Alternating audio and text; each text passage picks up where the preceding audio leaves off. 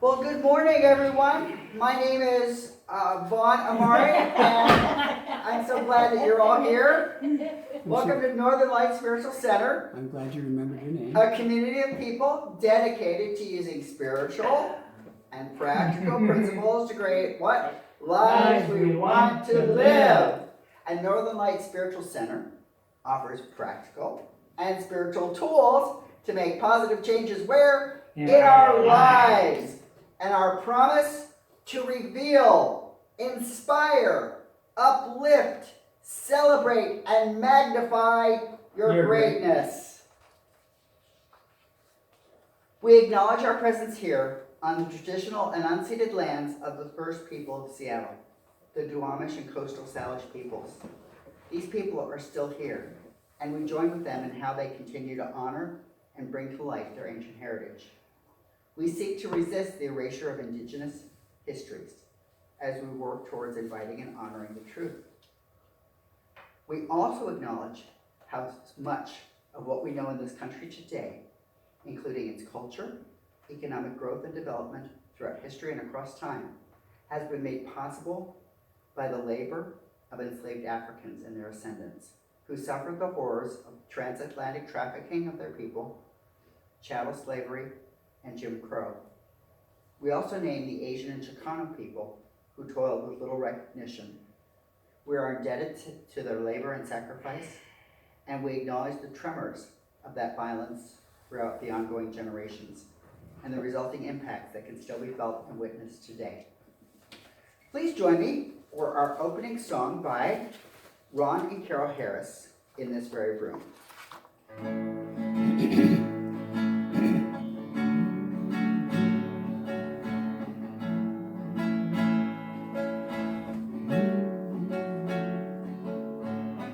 This very room, there's quite enough love for all the world.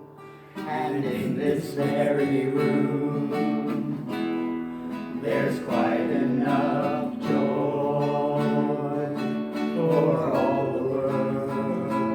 And there's quite enough peace and quite enough power to walk through our every fear. For Spirit, sweet Spirit, is in this very room.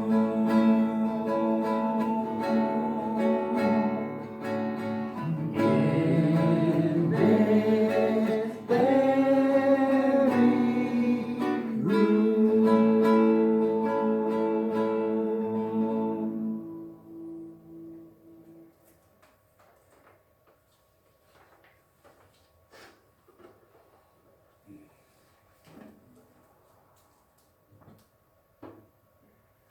So we're at the part in the service where we're going to just take a pause and practice a meditation. So to prepare, what I invite you to do is to just kind of find the most comfortable position that you can find in the space where you are. You can either close your eyes, or you could just have a soft focus on whatever you choose.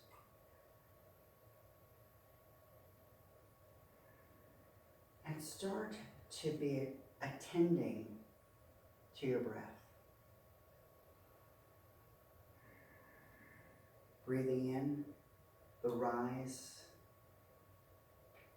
of the chest. Breathing out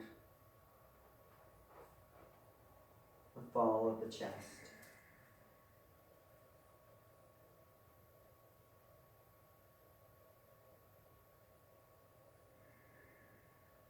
And breathing in and breathing out.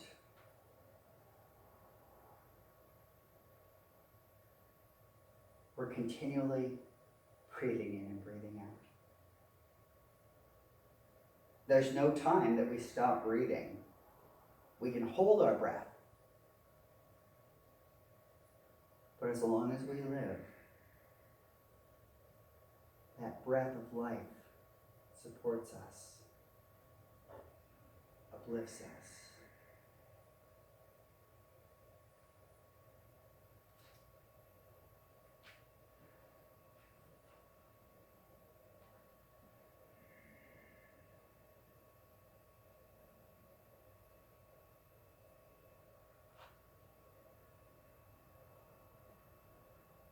So allow the attention, which is on the breath, to extend to some person or circumstance in your life that's creates a little bit of a niggle.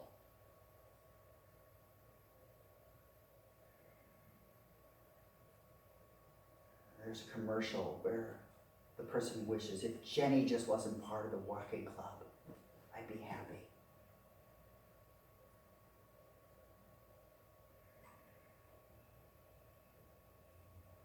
Consider some person or thing which is just a slight annoyance. And as you hold that person or that thing in mind, continue the breath.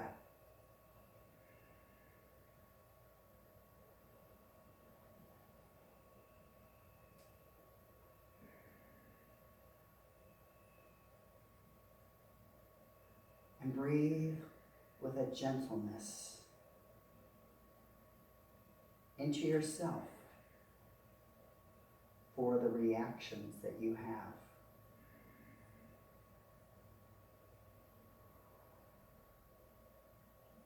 Breathe with gentleness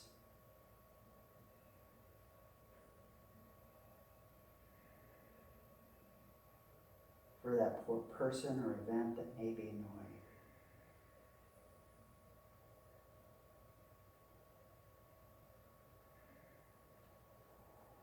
An example, you're driving along, doing your own thing, and someone cuts you off, or someone comes in front of you, and you quickly pass a judgment.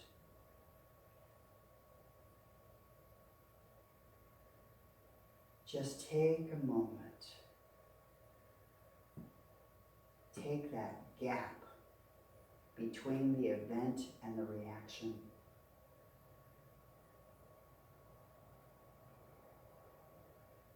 And just breathe in that gap.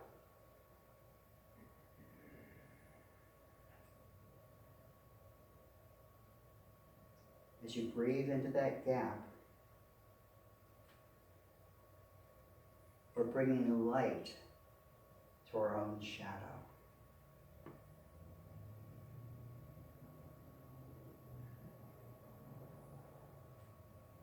That person that annoys you, that person that cuts you off. And for just this moment, consider the mantra, that's just like me. Now you may feel a reaction arise, I don't do that. I would never.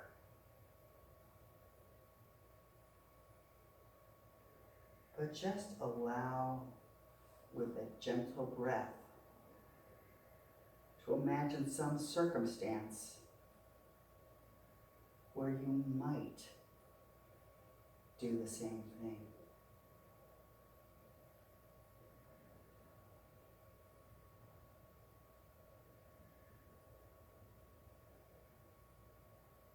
You're speeding to get someone to the hospital.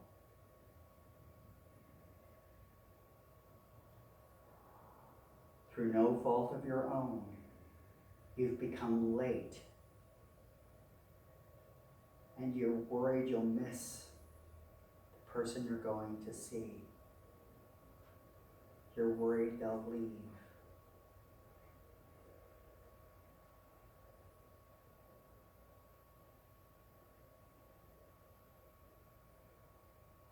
this person that's taken that action that you just can't believe.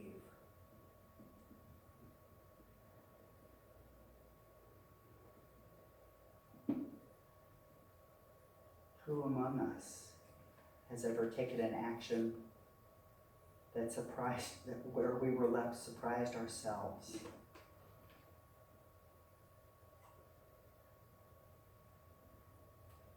So with the breath in, just like me, just like I've surprised myself and disappointed myself, perhaps they're just like me.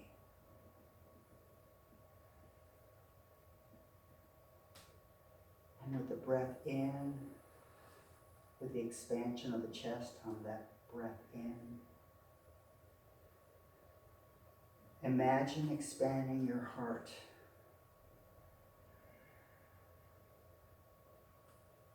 Expanding your heart for those times when we've fallen short of our ideal of how we should be.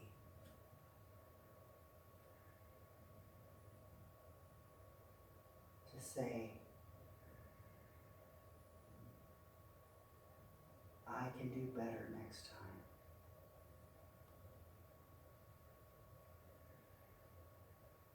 I may not always meet my high expectations.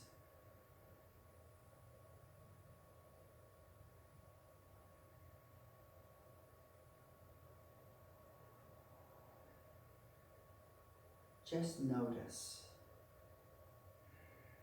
any physical sensation, any emotional sensation of responding with a greater gentleness, of responding with the mantra, just like me.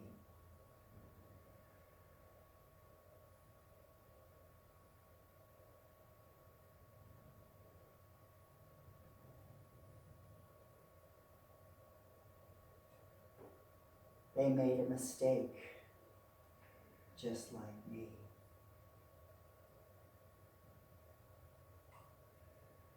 They had a moment of thoughtlessness, just like me.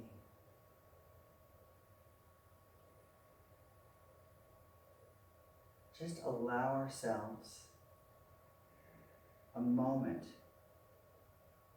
to let go of judgment, to let go of criticism,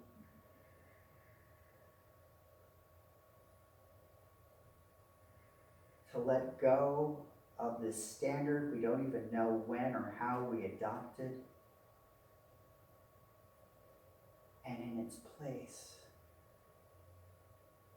just this moment now of loving kindness. What if instead of criticism, what if instead of complaint,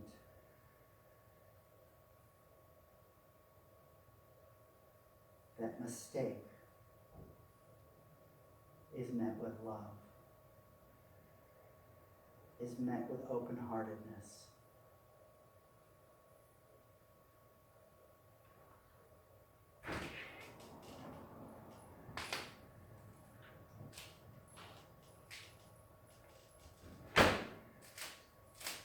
So keep in your heart that expanded open-heartedness.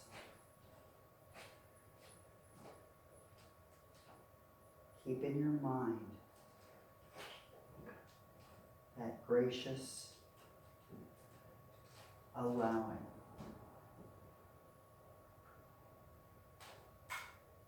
And again, just notice, is there any difference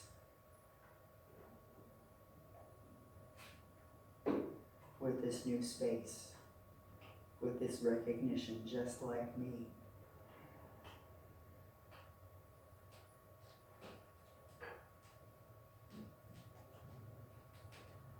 And if you notice an emotion If you notice a physical sensation,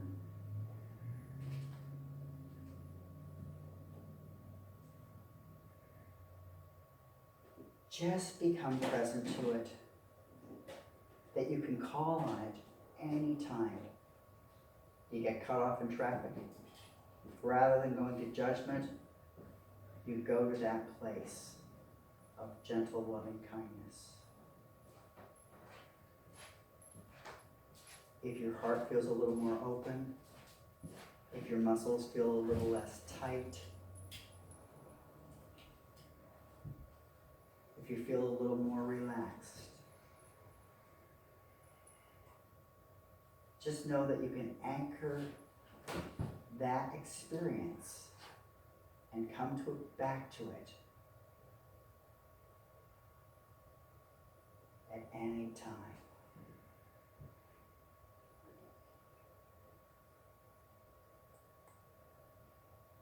So once again, with your breath,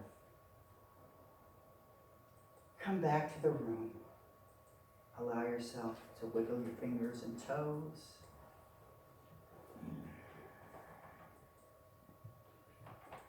And as you're ready, if your eyes were closed, you can open them. If you have a gentle focus, a soft focus, you can come back to the screen, to some object you'd like to look at. And I say, Amen. Amen. Ashe. Ashe. And so it is. And so it is. Mm.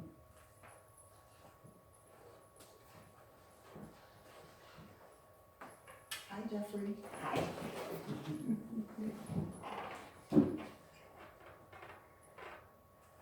So we have our declaration, which is there, but it's not here. We have in this very room, here.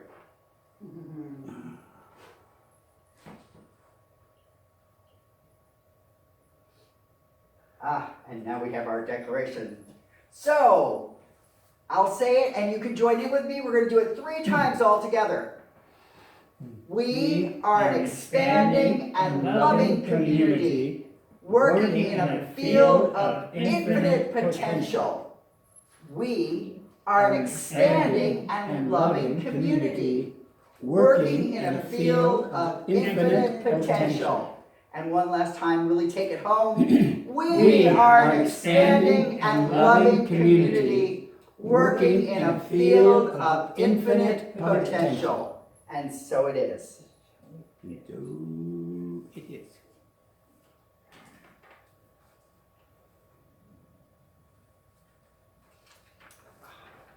So as people may remember, this month we're looking at the light and the shadows.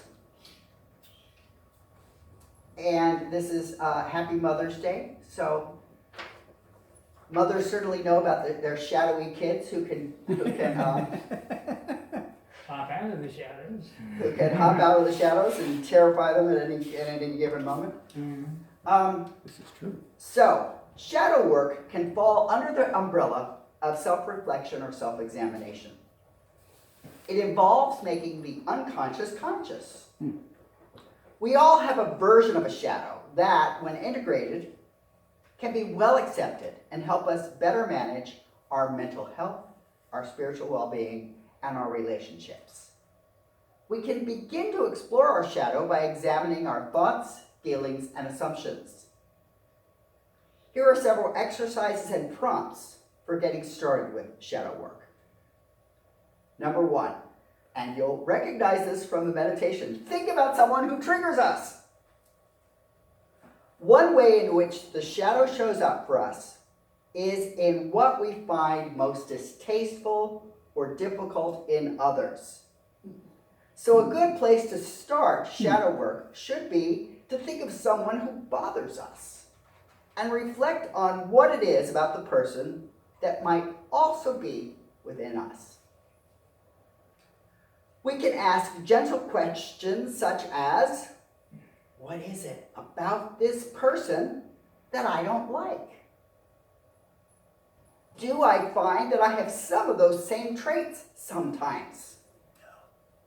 What makes it so difficult to be around them? What parts of me does that person enliven when I'm around them? And how do I feel about that part of myself? So that's number one, the person that triggers us. Number two, examine our family trees. Oh. Make a family tree of our two sets of grandparents, those aunties, those uncles, our parents, because they're generations above us.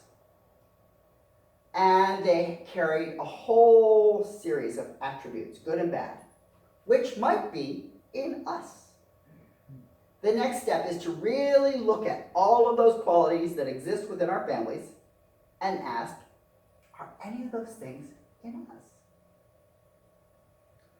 Number three, face and accept our shadow. So this exercise involves meditating on and facing our shadow. Once we've got a clearer view of the aspects of our shadow selves, we can begin the work of facing and releasing them with positive affirmations, such as, I allow the darkest shadow that's buried within me to be released. I release fear. I release doubt. I release shame.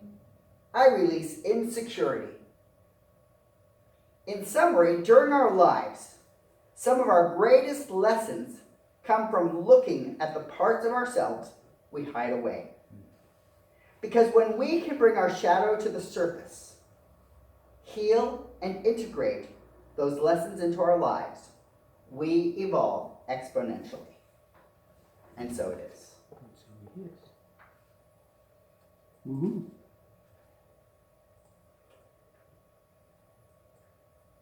I'm coming. It's coming. Slowly but surely. What are you looking for? Song, right? Yeah. You mean that one right there? Yes, I mean. But it's not here.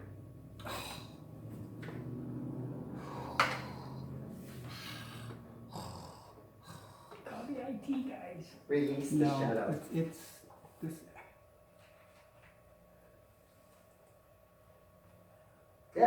There it is. Yeah, So this month's chant are, there's light along with shadow, there's light along with dark. What's right calls me to follow. My light, it leaves my mark. I shine the light I'm made of. I seek the truth inside. I brighten all that life gave. I speak my truth with pride. I am light, I am bright, I am life, I shine. I shine, I shine, I shine, I shine, I shine. So, But do you shine? well, that's my claim. Ah.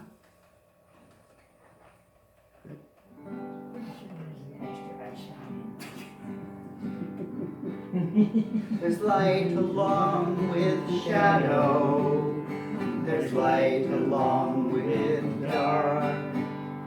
What's right calls me to follow. My light leaves my mark. I shine the light I'm made of.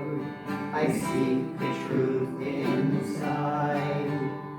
I brighten all that life gave. I speak my truth with pride.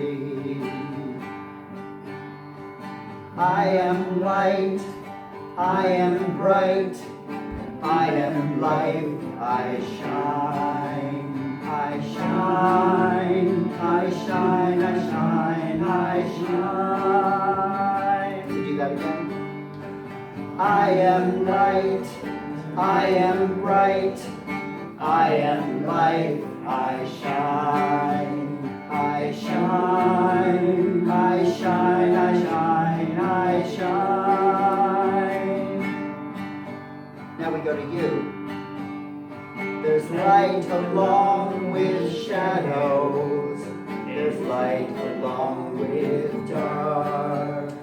What's right calls you to follow. Your light will lead shine the light you're made of. You seek the truth inside. You brighten all that life gave. You speak your truth with pride. I am light, you are bright. You are light, you shine. You shine, you shine, you shine, you shine, you shine. You are light, you are bright. You are light, you shine. You shine, you shine, you shine, you shine, you shine, you shine. Now we, There's light along with shadow.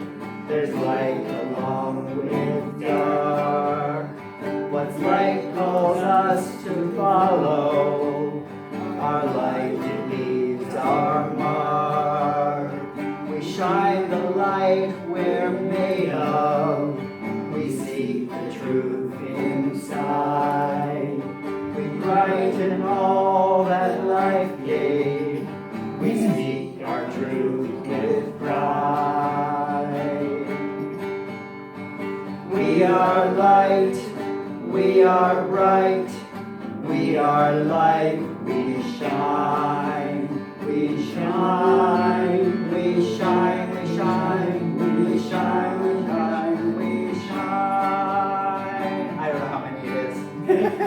We are light, we are bright.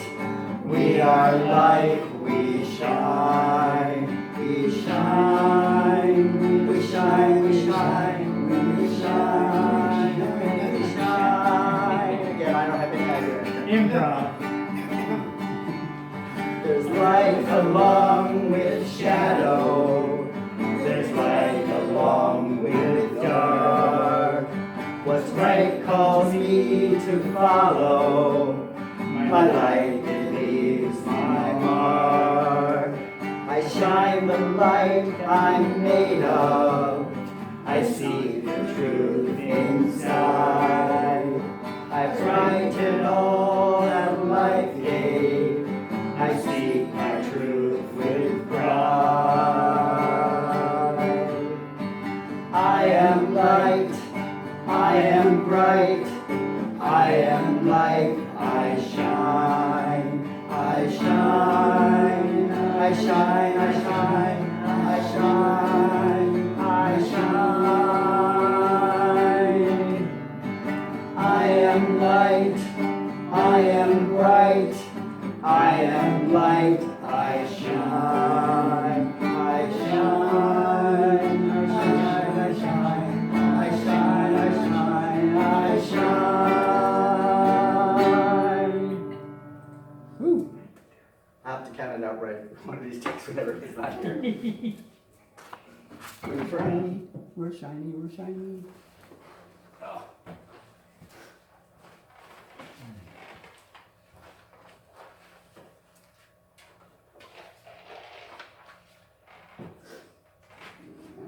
Pardon? Yes. Okay. Out of order. Did I get so right?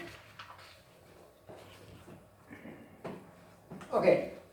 Now, relay song.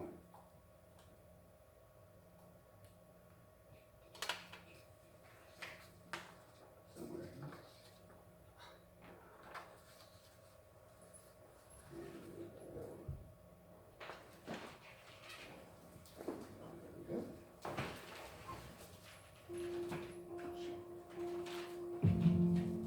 Okay.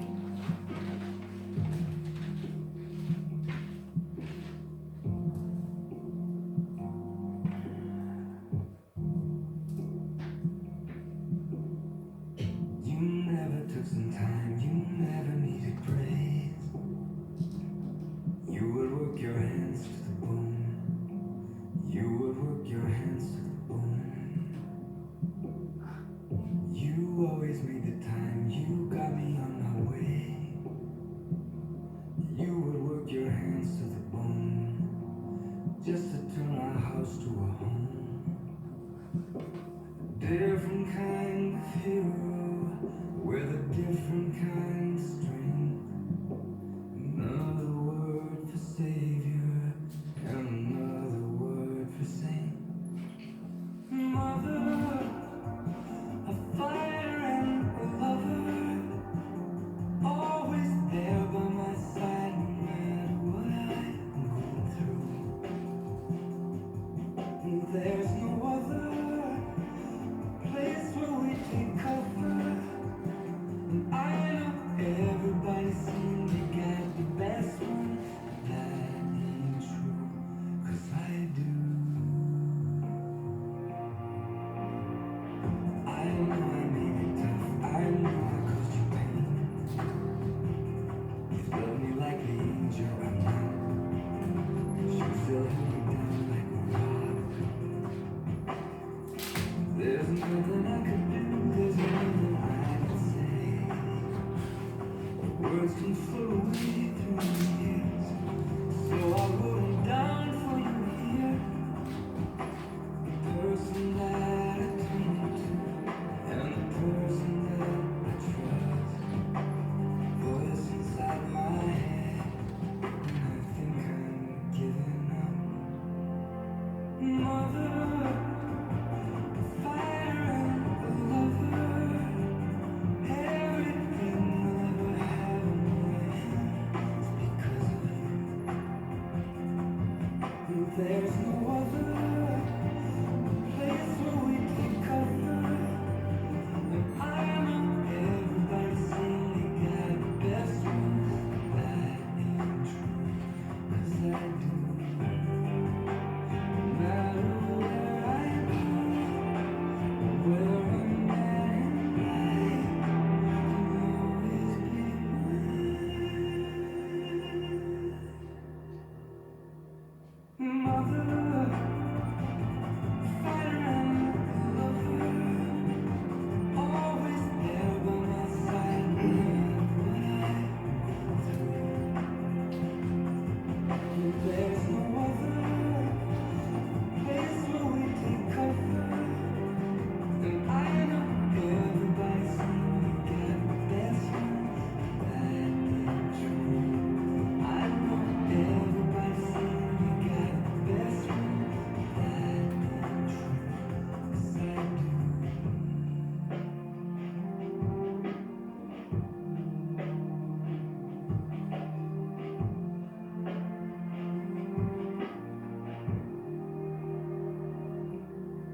So,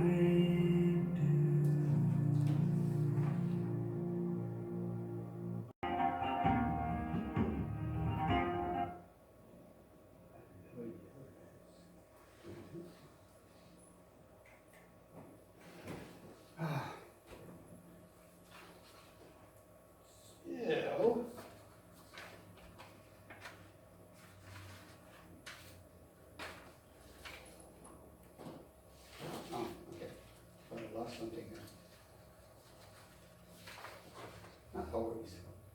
First, I just want to start off the talk today with, we talk about the shadow and embracing, and my title today is Embracing Your Darkness. I mean, we need to own that. But first I want to say a little bit about Mother's Day. We all have mothers, in one form or another. I mean, some of us have more than one mother, we have the person that birthed us, and then we might have the different person that raised us. Or you have had others that have nurtured you through your life. Doesn't necessarily have to be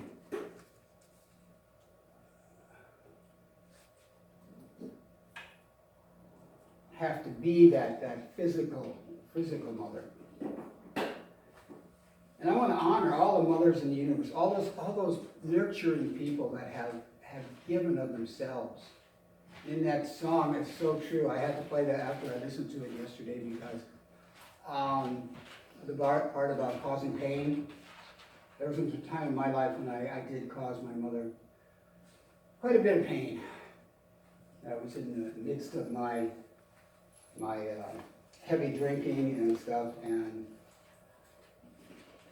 I'm grateful for the time we had after I got sober. We had about 9 years after I got sober before she passed away, and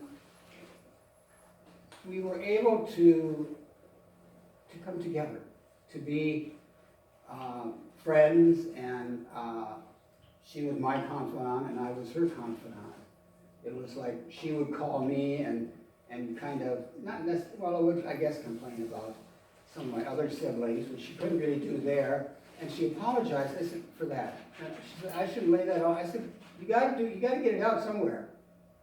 And I'm here and I'll listen, you know, and so I felt, you know, I was able to be her sounding board.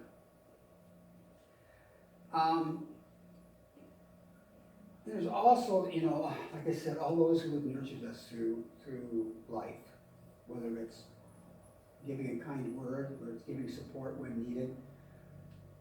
So just a question is what does mother actually mean to you? You know? And I have a poem here by Helen Steiner Rice, which I really like. My mother actually introduced me to her. And it goes like this: a mother's love is something that no one can explain.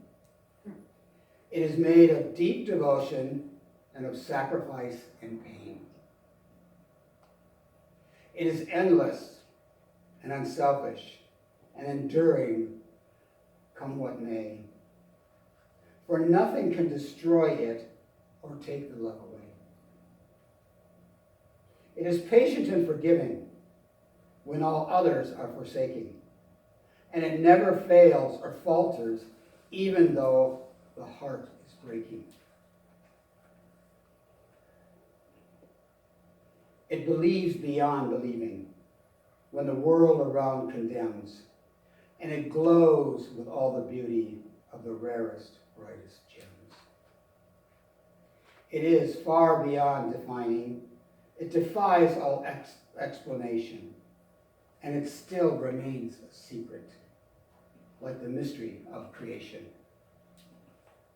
A many splendor miracle man cannot understand, and another wondrous evidence of God's tender guiding hand.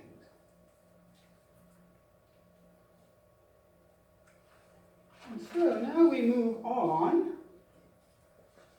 to the shadow, because the shadow knows. If anybody remembers that old radio show, I actually love that show, because they would say, the shadow knows, and you know, our shadow does know. And, you know, are you afraid of the dark? I mean, everybody relates the shadow and the darkness to the dark outside, and because I think many of us are afraid or in some way or another of the dark. I remember when I was in high school, I worked at this general store, which is just a few blocks from home, but coming home there was a junkyard, and there used to be, the stories were, there used to be like bums that would sleep in the cars. I never found that, but walking home in the dark, you know, I don't know how many other people do this, but when you're kind of a little afraid and it's dark and it's kind of, you know, spooky, you just start singing or start whistling. And I would sing, you know, because, you know, that kind of takes away, you know, the scariness. And nobody ever got me. I never got attacked by the boogeyman or anything, but we all have our fears of I think, of the dark. Like if you ever watch Monsters, Inc., you know, that's an excellent movie. I love these animated movies. But anyway, you know, the monster in the closet, you know, and in that movie there wasn't monsters in the closet. That's how they came in. But we always think of either something hiding under the bed or something's going to get us. And you know, I think sometimes that darkness and whatever that's going to get us doesn't come from the closet. It comes from maybe from our inner closet. It jumps out and says, boo, you know, or parts of our lives that we have been maybe ashamed of, afraid of, embarrassed by, you know. Certain things I know there's certain things in my life that I did when I was young and kind of stupid and didn't think, you know, and the idea that, you know, I guess when you're really young, you think you're going to live forever, you know. And yes, our spirit lives forever, but this body, not so much. And if I could go back and tell myself, my younger self, a few things, you know, I wouldn't have the back issues that I have now, probably. And there's be some other issues I wouldn't have. But would I listen? That's another thing. Our own shadows, I mean,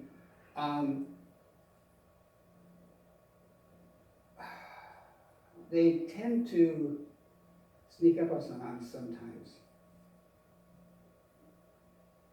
We liken the darkness to evil for eons. We've done that. We think the darkness is evil. We've been generally taught to fear instead of embracing our darkness. Because things we can't understand, we fear. And I know when I'm going into a situation an unknown situation, it's that, you know, that fear that comes up first. Maybe a little excitement, but the fear comes before the excitement.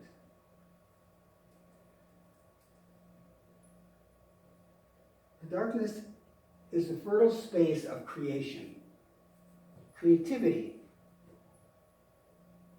and the womb. The darkness gives birth to the light. In order to appreciate the beauty of darkness, we have to unlearn the stings about it. And that's like anything in life. Sometimes we have this idea of something which may not be true. Or like people sometimes, when we first meet them, sometimes it's the first impression is a good impression, and then that person turns out to be not so good. And vice versa, we meet this person and we go, I don't really care for that person because blah, blah, blah, blah. And yet they turn out to be maybe one of your best friends. I had that happen when I was in Japan. This guy was dating this girl that was a friend of the girl that I was dating. And I saw him in this bar and whatever, and I go, you know, I didn't like him for one reason or other, I won't go into that.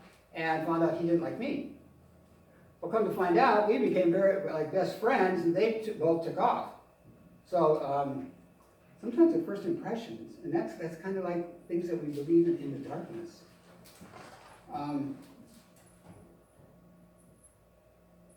In order to appreciate the beauty of the darkness, we have to unlearn the stigmas.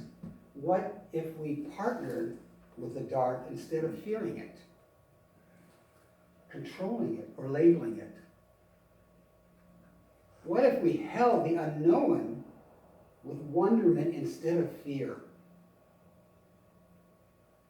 These healthy shifts would help change our relationship to the darkness and help us encircle the shadows and the light. If we, you know, stop, I mean, judging is a huge part of our life. We judge, we label, we do all these things. What if we could maybe not do so much of that?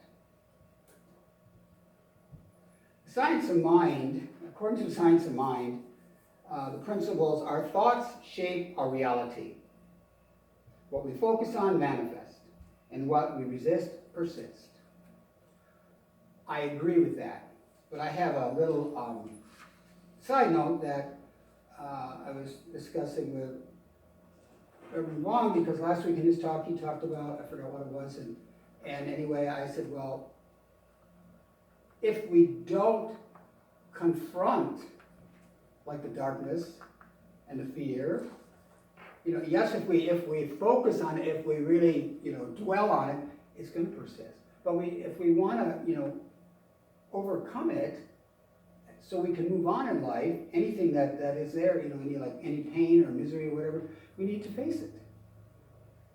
We need to, face it and work with it, and then, like I think he said, let it go. But not like I've heard before, in the 23rd Psalm, walking through the valley of death, you don't set up a condo there. You don't buy real estate. You're moving through it. And that's like these things in life. Like even in our darkness or maybe in some of our life, we move through it. We work through it. So that we can let it go. So that we can be at more ease and peace and harmony in our life. So that we can balance out the light and the dark within us. The good and maybe not so good. We don't want to call it bad. I don't know why we don't want to call it bad. I call it bad. Because we know when you say not so good, you know what that is. It's bad. So no wonder we're afraid of the dark. We have affirmations we do affirmations all the time about the negativity of the mystery of the darkness. We also know from the Science of Mind principles that the laws of the universe work equally regardless. And we must use them wisely and carefully. Because you look at fire can heat and it can burn. So you've got the good and the not so good. Gravity can hold or cause things to fall and crash. Electricity can provide light or electrocute.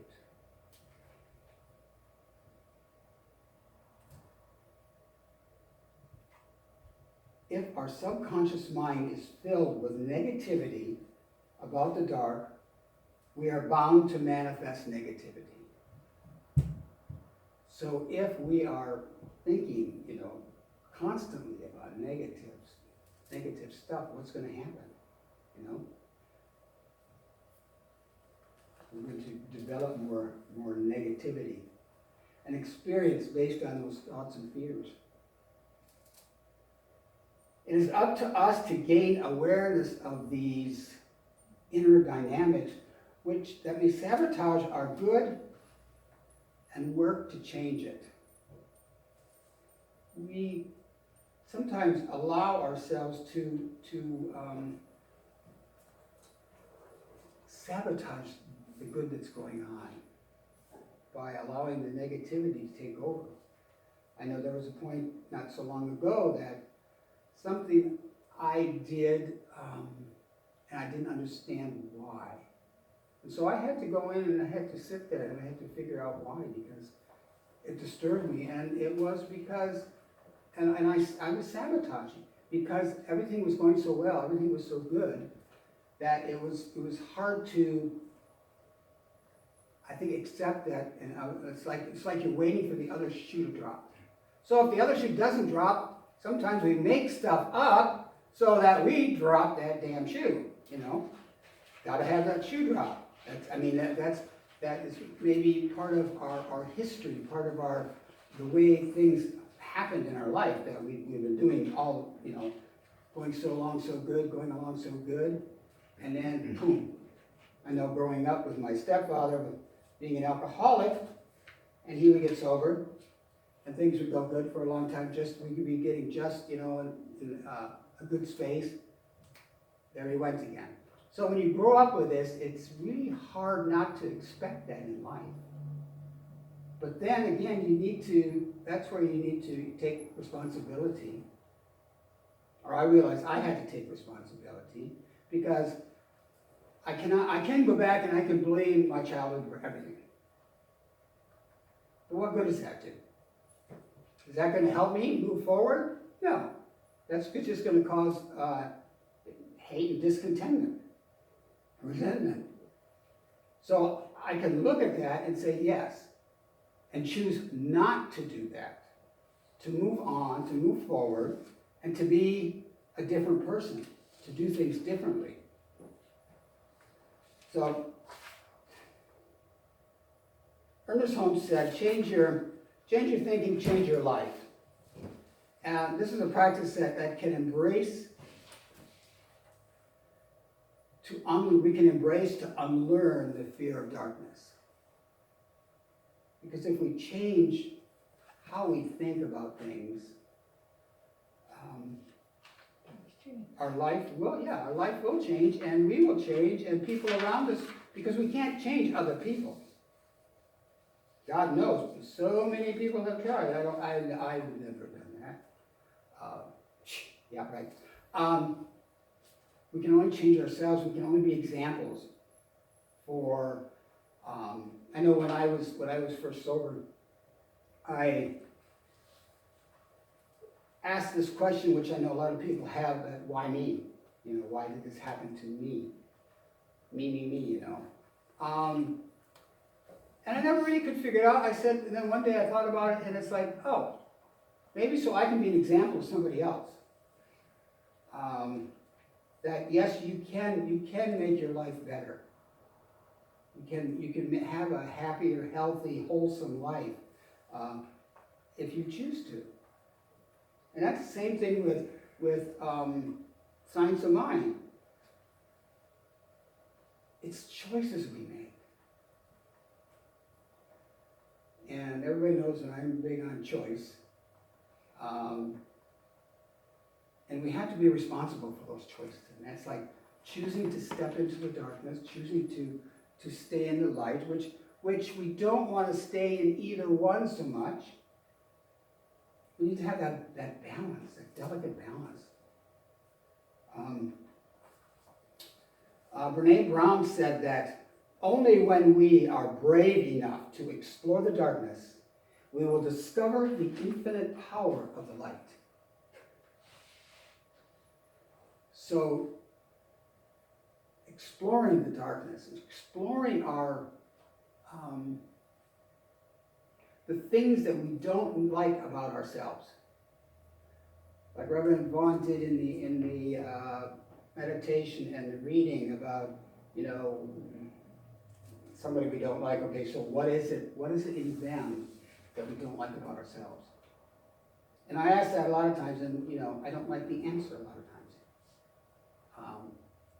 But by finding that answer, then I can do something about it. But if we stop looking and exploring, we're not going to grow. My one philosophy I figured out years ago that when I stop growing and learning, that's when I need to just lay down and leave, because I'm done. Because I think that's why we're on this earth, is to grow and to learn. And there's so much to learn and to grow in. Elizabeth Kubler-Ross said, people are like stained glass windows. They sparkle and shine when the sun is out. But when the darkness sets in, their beauty is revealed only if there is a light from within.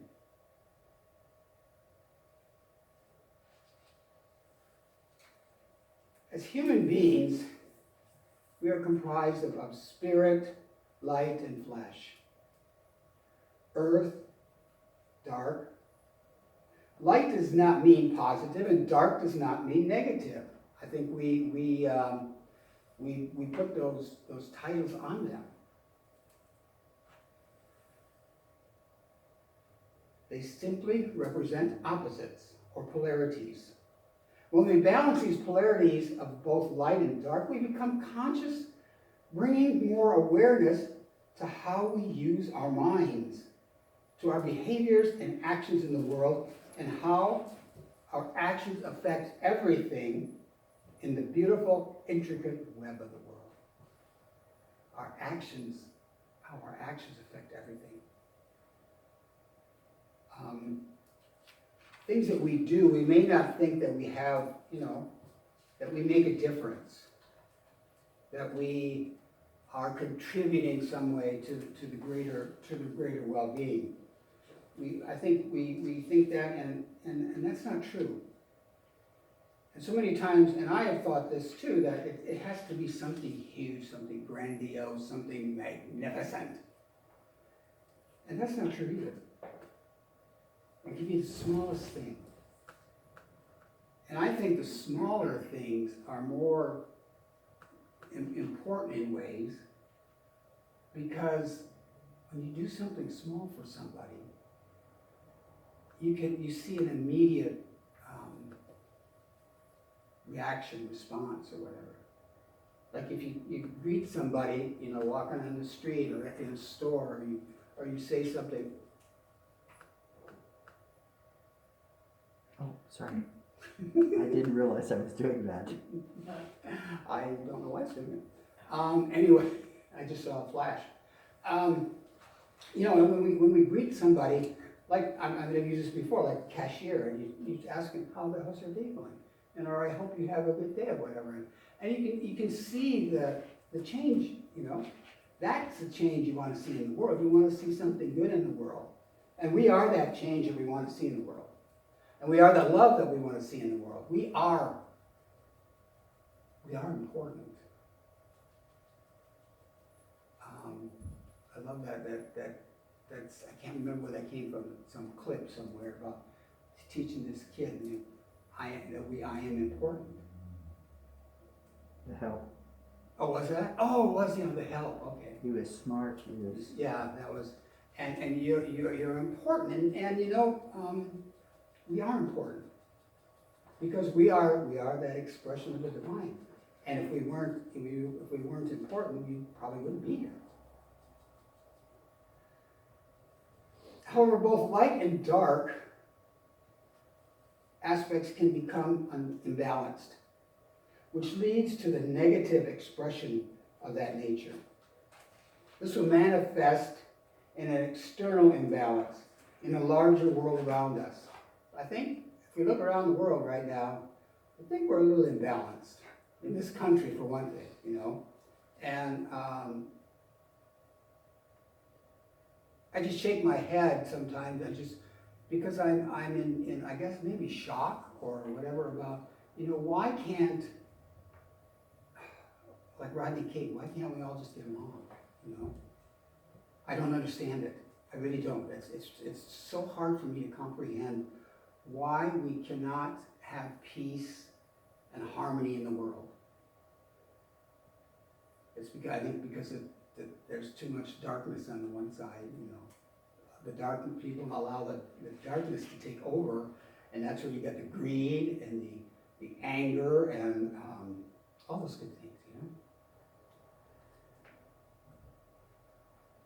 The external world reflects our internal world, which is why it's important for each of us to do our own work, to be integrated and whole. Because we're the only ones that can do it. Nobody can else do it for us, as we cannot do it. I cannot do it for you. I cannot do it for you. I can't do it for anybody. Like I said, all I can be is maybe an example, maybe a sounding block, a good listener, There may be periods where we become imbalanced, where we live in the opposite for a while, so that we can move toward and learn what it truly means to be balanced. First, experiencing the imbalance. Sometimes we have to experience something so that we can actually appreciate it in another light. Like, I remember when my first partner's mother died. We had moved up here from California to take care of her. And I was sad. I felt, because I loved her, but he said, you don't understand, whatever. And maybe I didn't. But then when my own mother died, I came back and I said to him, I understand. Because sometimes we don't understand certain things until we experience them. And what is life about? Life is about, experience. That's basically it. So we need to sometimes experience the imbalance in order to experience the balanced. A person who is imbalanced in their light nature, too light, is a victim or the bleeding heart. They are needy, that have constant guilt, way too meek, gets exploited, abused, feels helpless or hopeless, and too vulnerable. This is someone who has not realized their own power, their own value, their own worth. To balance this, the person must learn to stand for themselves and to come to understand their value and worth in order to harness and wield their power in a healthy way. If we let people walk all over us, if we allow that, they're going to do it. So we need to stand up, to learn to stand up and stand up and be ourselves. They must learn not to become too self-sacrificing at the expense of their own selves. This individual needs to develop strong boundaries, not leak their energy and give their power away to others. So many times we allow others to suck our power out, suck our energy out. Don't do it. Bob Newhart says, stop it. You know, just stop it. It's easier said than done sometimes. I know. But it's something we should do. They need to find their own voice and to exert their influences in the larger world around them, knowing that they are enough and that their voice matters. So many times we don't think our little voice matters. You know? Sometimes we think we play and think small. But we need to step out of that and lift ourselves up, and no matter how small you think you are, you're not. You are great.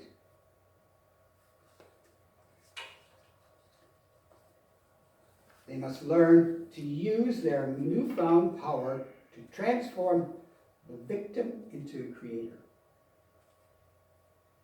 A person who is imbalanced in their dark nature and is too dark is the abuser, the predator.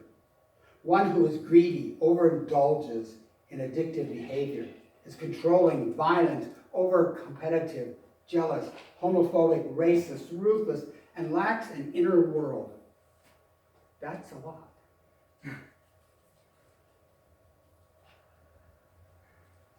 And maybe that's why we are not a world in harmony and in balance and in peace. Just take a few of those things out.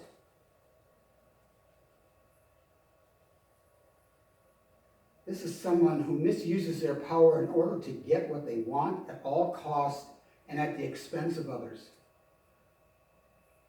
They are disconnected from their own hearts and spirit. To balance this, an individual must learn humility, compassion, respect, kindness, caring. Seek to understand the other. Seek to understand the other. Experience something that the other may be experiencing so that you can have compassion, you can have kindness, empathy. Assume responsibility for their own actions rather than blame. Connect with their own hearts and connect with Mother Earth and the web of life. They need to seek to become a creator that loves life rather than a destroyer that annihilates everything in its path. So become a lover of life. And you take those two and you balance them out. And they complement each other. They assist each other. They help each other. The light and the dark, the balance, like the yin and the yang symbol, you know? The light and the dark. Darkness can be a safe haven. I found this and I thought it was very, I don't know, I want to say cute, but it's cute. The darkness is a space of fertility and creativity. The unborn fetus fully experiences the darkness as its home and may be terrified of the light. I never really thought of that before. Your first, quote, 9 months-ish, somewhere, totally dark. Maybe that's why they cry when they come out, The light might, The darkness envelops it like a velvety warmth. The unborn baby is comforted by the mother's heartbeat and gets its nutrition from its mom through the umbilical cord. Everything, the baby's got everything, it's got now warm, it's wrapped in a little cocoon, the food's coming in, You get the mother's heartbeat calming it.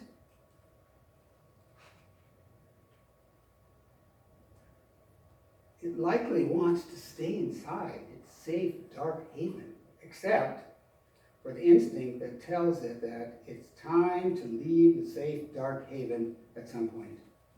It yearns to stay while also yearning to come out into the world.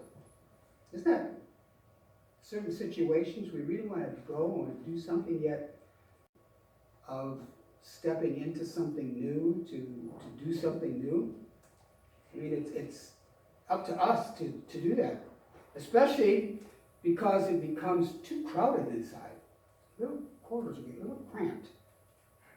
Can you imagine the fear that could surface from the harsh lights of the outside world after birth and leaving the comfort of the dark? What if we embrace the darkness like the unborn baby whose cozy and loving home is in the dark? Creative and fertile in the womb space. Perhaps our eyes will adjust to the darkness or to the light. I know what gets me every night. I go into the bathroom and I have my little shadows that come in with me as a cat and dog usually. And the cat will go out and sit right outside the door. And the lights in the bathroom are pretty bright, and I'll shut them off, and you know how you shut the light off and it's dark, it really almost hurts. But then you adjust. And we adjust that way.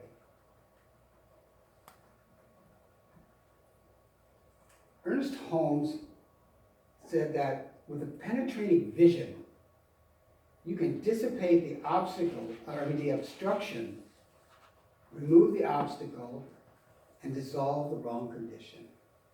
So if we go into the darkness, and not stay there, but if we just check out certain things, certain aspects, say that we don't like about ourselves, that we very much see in others, and if we're honest about it, a lot of those things sometimes are in ourselves.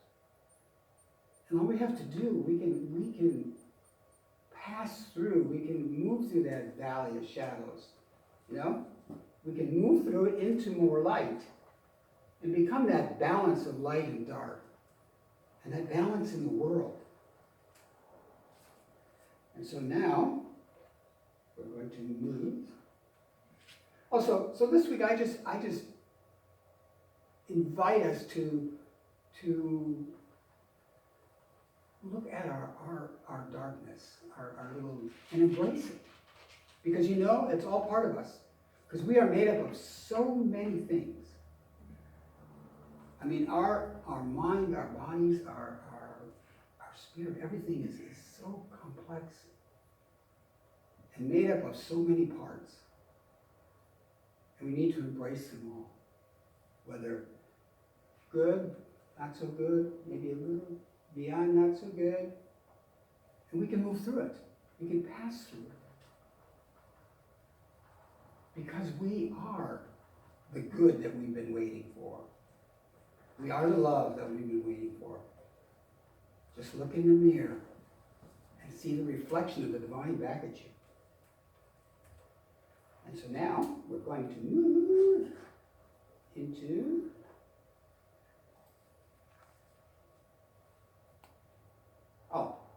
first.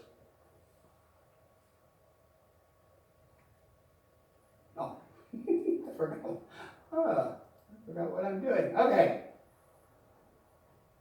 Here is the affirmation. Come on. There we go.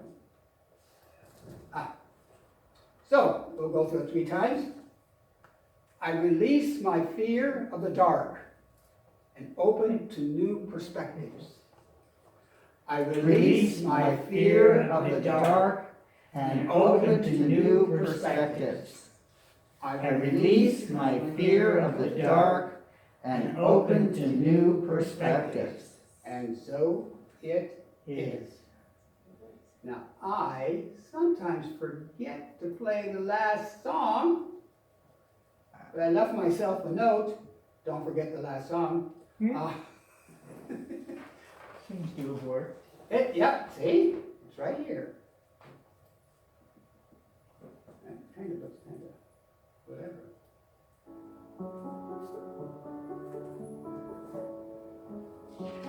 Life is what you make of it. It's the fire in your soul. If you keep on hiding it from the world, you will never know who will see the best in you and stand by you through the storm. So keep shining.